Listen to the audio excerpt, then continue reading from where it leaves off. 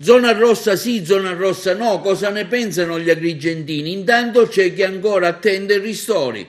La situazione è grave, quindi come del resto c'è la possibilità di diventare zona rossa, sul momento ora deve essere positiva perché dovrebbe essere una restrizione visti i contagi che si stanno cominciando a creare e anche per noi stessi e anche per tutelare i nostri cari.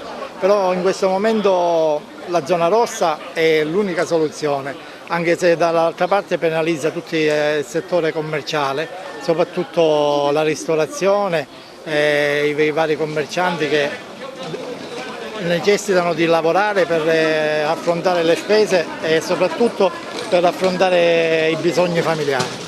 Sembra che i bar ultimamente sono stati presi di mira, addirittura si vuole vietare anche l'apertura per chi non ha la cucina. Sentiamo il parere di un noto barista agrigentino.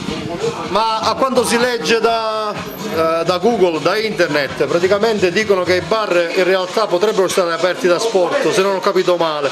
Però il punto è, se c'è la zona rossa, la gente non può uscire da casa, non abbiamo con chi lavorare.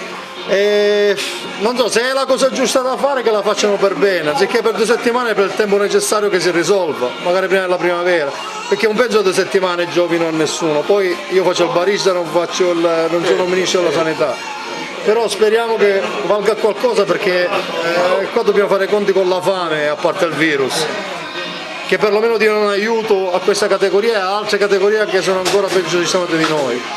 I ristori sono arrivati?